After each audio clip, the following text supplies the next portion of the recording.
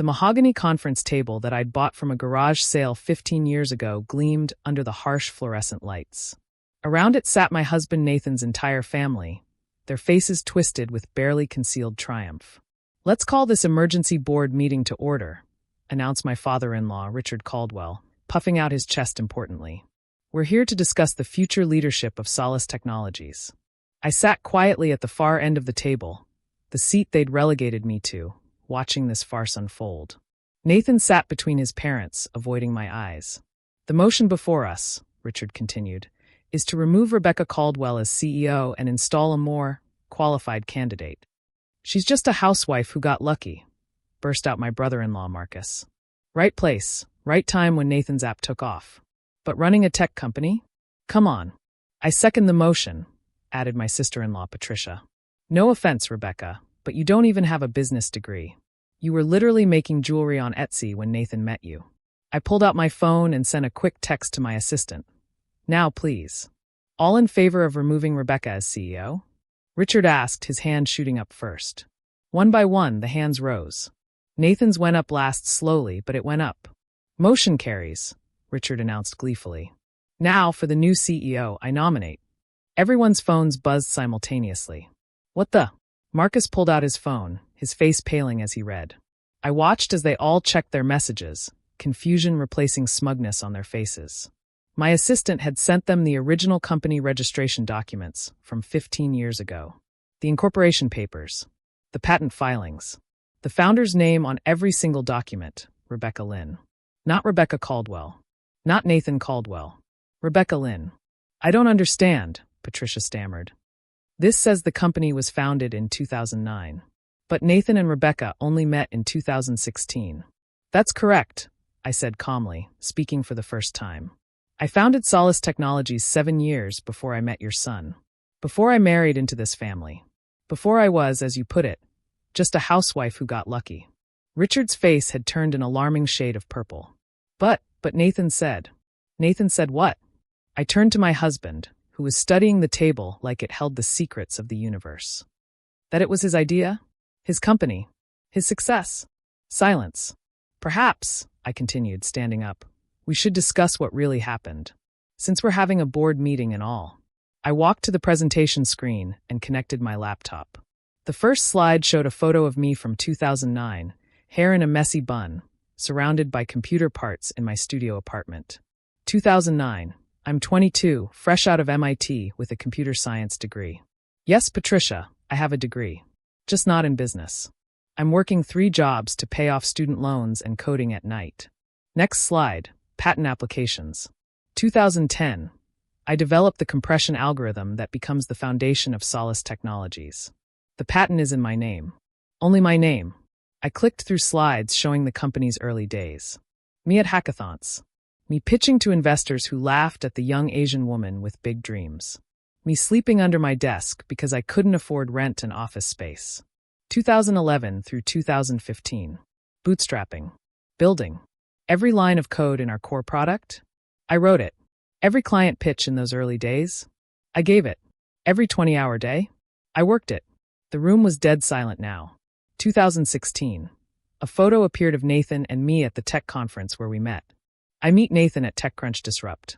Solace is finally gaining traction. We have actual employees. Real clients. Nathan is charming, supportive. He believes in my vision. Or so I thought. More slides. Our wedding. Nathan joining the company as VP of Marketing. The Caldwell family at company parties, being introduced to investors. What I didn't realize, I said, was that Nathan was slowly rewriting history. To his family, to our friends, even to new employees, he became the founder. I became the supportive wife who helped out sometimes. "That's not," Nathan started. "Let me finish." I cut him off. I let it happen. Why? Because I loved him. Because I was exhausted from years of fighting to be taken seriously as a female founder in tech. Because it was easier to let him be the face while I did the work. "But you don't do the work," Marcus protested. "You're always at home with the kids." I smiled coldly. "You mean the home office where I still write code? The kids I arrange childcare for during my 60-hour work weeks? The home where I take calls with our Tokyo team at 3 a.m. I pulled up another document. This is our Git repository history. For the non-technical family members, this shows who writes our code. Would you like to guess what percentage has my username on it? 73%. Would you like to know Nathan's percentage? 0. I manage the business side. Nathan finally spoke up. You manage your golf schedule, I countered. Our CFO manages the business. Our CMO manages marketing. You have a title and a salary, nothing more. How dare you? Richard started. How dare I? I laughed, but there was no humor in it. How dare you? You attempted to remove me as CEO of my own company. The company I built from nothing. The company that employs all of you. Oh yes, that was the other thing. Over the years, I'd given jobs to Nathan's family. Richard was on the board. Marcus ran a satellite office. Patricia was head of HR. All nepotism hires to keep family peace. But here's the thing about being the actual founder, I continued. I own 67% of this company. Nathan owns 15%. The rest of you? Your shares combined don't even hit 10%. You literally cannot vote me out. Then why did you let us? Patricia looked confused. Because I needed to know, I said quietly. I needed to see if my husband, the father of my children, would stand by me or throw me under the bus for his family's approval. I looked at Nathan. You failed that test spectacularly. Becca, I can explain. No need. I pulled up one more document. This is a buyout offer from Microsoft. $800 million. I've been sitting on it for 6 months, trying to decide. Watching Nathan take credit for my work in every interview started to bother me. But I told myself it was for the family. For the company's stability. 800. Richard's greed overtook his shock. We should definitely discuss. We won't be discussing anything, I interrupted. Because as of this moment, you're all fired. You can't fire us. Marcus jumped up. We're family. You just tried to stage a coup, I pointed out. That's generally grounds for termination. Security is waiting outside to escort you from the building. Nathan. Patricia turned to her brother. Do something. Nathan looked at me, and for the first time in years, I saw real fear in his eyes. Not fear of losing his job or status, but fear of losing me. Becca, please. Let's talk about this privately. We'll talk, I agreed. Through lawyers. I want a divorce. The room erupted. Richard threatened lawsuits. Marcus threatened exposure. Patricia just cried. But I was done. 15 years of my life I'd given to this company. 7 years of marriage where I'd slowly disappeared, becoming Nathan's wife, instead of Rebecca Lynn, tech innovator. Mrs. Caldwell, my assistant, David, appeared at the door with security. Should I have them escorted out? It's Ms. Lynn, I corrected. And yes, please. As security herded out my in-laws, Nathan lingered. The kids will be fine, I said. They'll have a mother who doesn't hide her accomplishments to protect male egos. That's worth more than an intact marriage built on lies. I never meant for it to go this far, he said quietly. At first, it was just easier to let people assume. And then you started believing your own lies, I finished. You actually started thinking you built this, that you deserved the credit. I love you, he said. You love the idea of me, I corrected. The supportive wife who makes you look good. But you don't even know me. Did you know I'm keynoting at 3 conferences next month? That I just got invited to join the National Science Board? Of course not. Because Rebecca, the CEO, doesn't fit your narrative. He left without another word. The divorce was messy but quick. Nathan tried to claim he deserved half the company as marital property. My lawyer laughed and showed the judge and corporation documents predating our marriage by 7 years. Nathan got his 15% and a generous settlement. I got my freedom. The buyout offer from Microsoft? I turned it down. Instead, I took Solace Technologies public. Opening day, we hit a $2 billion valuation. My 67% stake made me one of the wealthiest self-made women in tech. The Caldwell family tried to sue for wrongful termination. They lost. They tried to smear me in the press. Tech journalists who'd been following my work for years laughed at the idea that I was just a housewife who got lucky. Rebecca Lynn is one of the most brilliant engineers of her generation, one article stated.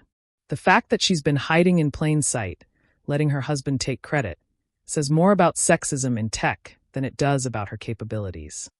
Nathan tried to launch his own startup with his buyout money. It failed within 6 months. Turns out, charm and confidence don't write code or build products. 6 months after the divorce, I was at a Women in Tech conference when a young founder approached me. Ms. Lynn, I just wanted to say thank you. Your story gave me courage to stop letting my co-founder minimize my contributions. What happened? I asked. I fired him, she grinned, and got our biggest client the next day. Turns out, they'd always thought I was the talent anyway. Good for you, I said, meaning it. That night, in my new apartment overlooking the bay, I video called my kids. They were with Nathan for the weekend, but we talked every night. Mom, Dad says you stole the company from him, my daughter Emma said. She was 12 and too smart for her own good. What do you think? I asked. I think Dad couldn't steal something that was already yours, she said. Plus, I Googled it. Your name is on everything from before you even met Dad. When did you get so wise? When I realized I was turning invisible too, she said quietly. Every time I did well in math, people said I got Dad's brains. Even though you're the one with the MIT degree. You're not invisible to me, I said. I know. That's why I'm going to be like you. The real you. Not the pretend housewife version. That version wasn't pretend, I corrected gently. I am a wife and mother. I'm just also a CEO and inventor. Women can be multiple things. Yeah, Emma grinned. We can be everything. 2 years later, Solace Technologies hit a $5 billion valuation. I was on the cover of Forbes, Fortune, and Wired in the same month. The headlines all mentioned that I was a single mother, but they led with my innovations, my leadership, my vision. The Caldwell family meeting had been meant to diminish me, to put me in my place. Instead, it freed me. No more hiding. No more letting others take credit. No more shrinking myself to fit someone else's narrative. Richard still sends Nathan angry emails about the family fortune I stole. Marcus works at a Best Buy. Patricia became a life coach, ironically specializing in finding your authentic self. And Nathan? He remarried last year. A young woman who thinks he's a tech visionary down on his luck. I wanted to warn her, but some lessons you have to learn yourself. My phone buzzed. A text from my assistant about another acquisition offer, this time from Google. I smiled and texted back. Schedule a meeting. And David, make sure the conference room has better chairs than that old mahogany table. We're not a garage startup anymore. Though sometimes I miss those days. Just me, my code, and a dream. Before I learned that sometimes the biggest threat to your success isn't market competition or technical challenges. Sometimes it's the people who claim to love you while plotting your downfall around your own conference table. But every empire faces coup attempts. The strong ones survive by remembering who really holds the power. And in my company, built with my code, my vision, and my 15-hour days, that would always be me. The housewife who got lucky? No, the founder who got smart.